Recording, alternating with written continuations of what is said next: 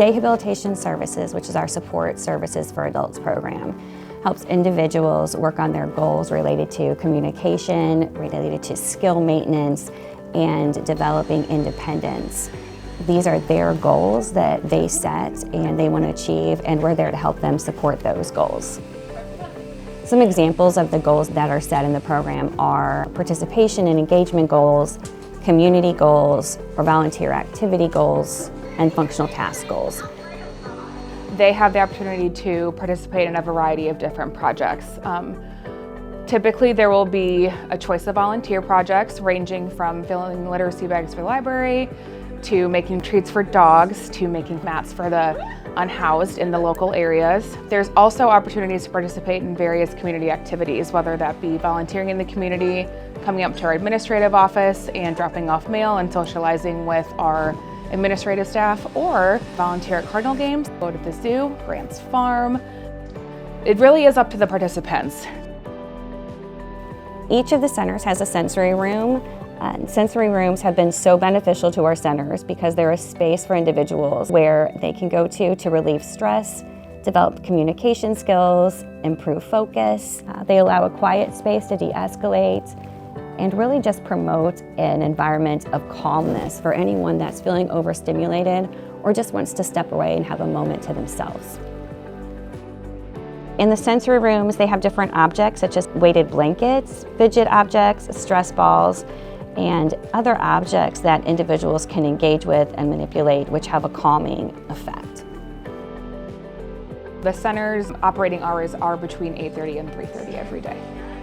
SSA has options for both full-time and part-time participation. Part-time is a minimum of 2 days for 6 hours per day, and then full-time would be Monday through Friday, 6 hours per day. We do provide before and after care as an option. This is a completely private pay service, and participants can choose what activities they would like to participate in during that time.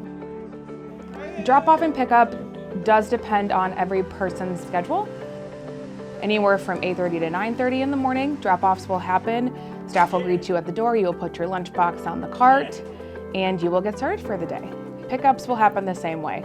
We will help walk you out if needed, make sure you have all your stuff and you are ready to go home for the day. Transportation to and from the center is not covered by our day rehabilitation centers. However, any transportation to and from any community activities will be provided while on site. Some items that we require participants to bring each day are a lunch. We can help with cutting lunch up, with adding thicket to things if we need to. We also request that everybody bring a change of clothes. Make sure you're bringing weather appropriate clothing to go on activities either in the summer or the winter. We do allow for and we encourage outside therapies to come in to work with participants if they need it and if they request it from their case manager. We will make room for speech therapists, occupational therapists, behavior therapists, and physical therapists. All of our staff are level 1 med aid certified and can pass various meds throughout the day with proper documentation. Our entry criteria is 18 years or older, referral from a DMH or DDRB case manager, and diagnosed with a developmental or intellectual disability, able to participate in a group-based setting free from medical personnel, and able to participate in a group-based setting with a staff ratio of 1 to 6 and free from any behaviors that would infringe upon the rights of others or harm themselves.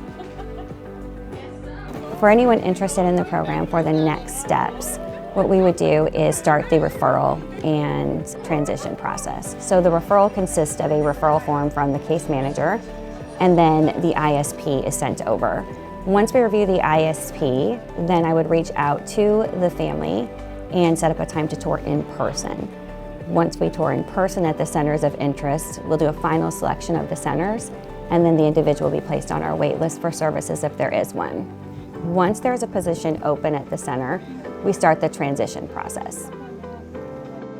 What that looks like is transition visits. Those visits vary depending on the individual's needs and support level and comfort level. So we can have as little as 3 transition visits, or we can have as many as 10 visits, and they can be part days or full days. It just depends on what is best for that individual and how they will best transition into services as seamlessly as possible. What I most enjoy about this position is watching individuals come into our program and gain skills and independence and grow and honestly develop relationships with each other and the staff. It's incredibly touching and moving to see somebody be able to set a goal for themselves and meet that goal and then grow in ways that they never even anticipated.